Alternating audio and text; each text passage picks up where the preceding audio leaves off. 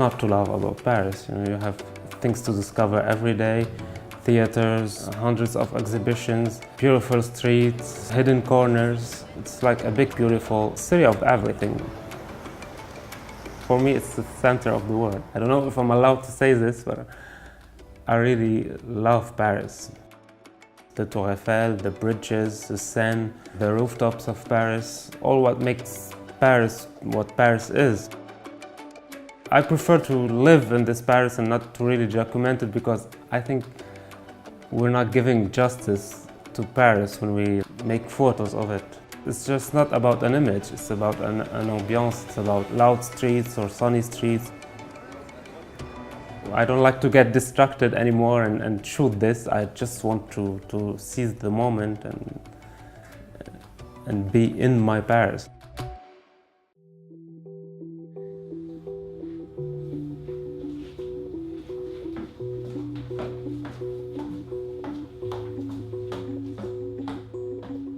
My name is Jabbour. I'm an architect and a photographer.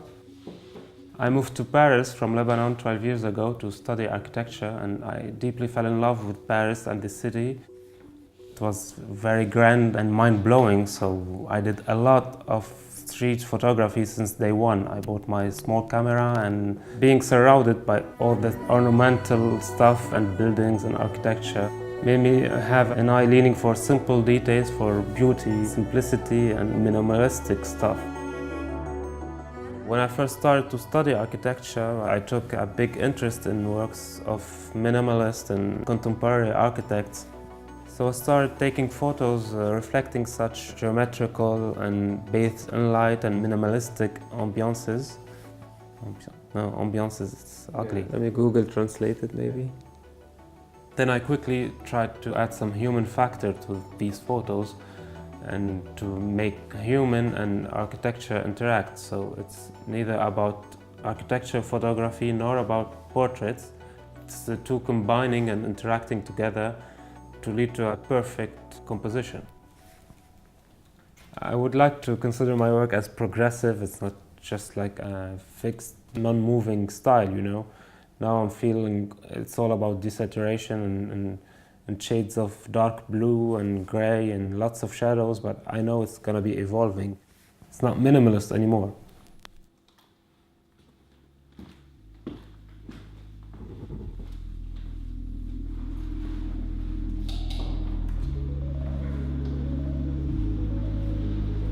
Today we're going to Les Arcades du Lac et le Viaduc. It's a social housing operation built in the 70s by the Catalan architect Ricardo Bofill.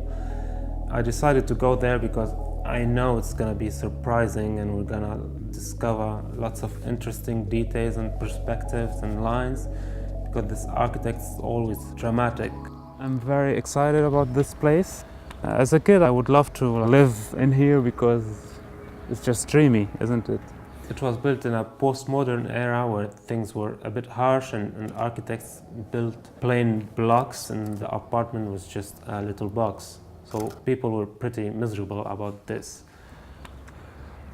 So what I like to do at first to like reappropriate this space is just to shoot empty spaces, no people in them, and then I'll take another round of shoots where I put some individuals in my photo. So here we have a small family passing by. I love how they look so little, and it tells us much about architecture, how it sometimes doesn't get to its goal. Oh, here it's supposed to be like an animated public space where people meet, and apparently it's always empty, even on weekends. But emptiness is photogenic, isn't it? Let's go inside the beast.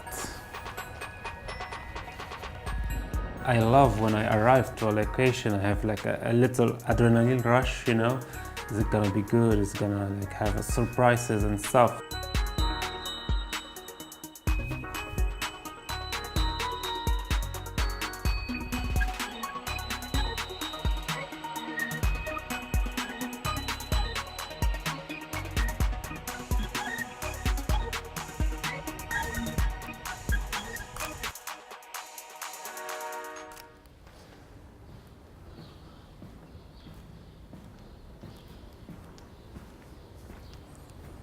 Oh, lovely.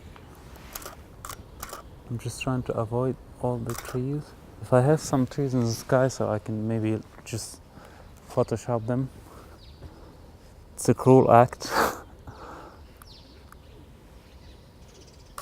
Thank you, technology. As a photographer, such locations are really fun to shoot and has so much potential. The different shapes of building, and you don't know how it will react with the lights.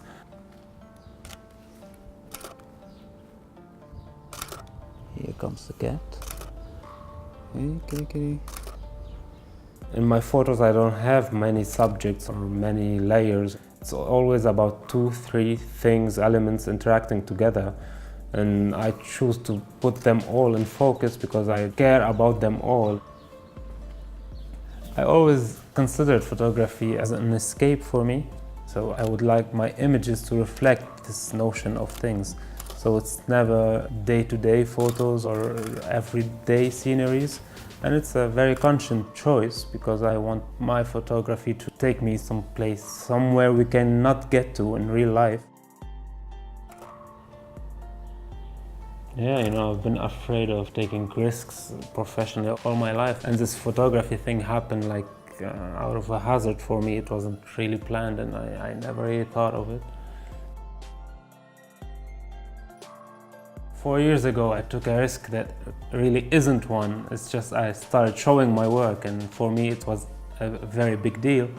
And then I realized that by doing this small gesture, life gave me back a bigger gift, and now I have this photography thing in my life, and I'm really, really happy about it. I would tell people out there just to take risks, have faith in yourself and in your ability to do what you want to do, and life would definitely pay you back.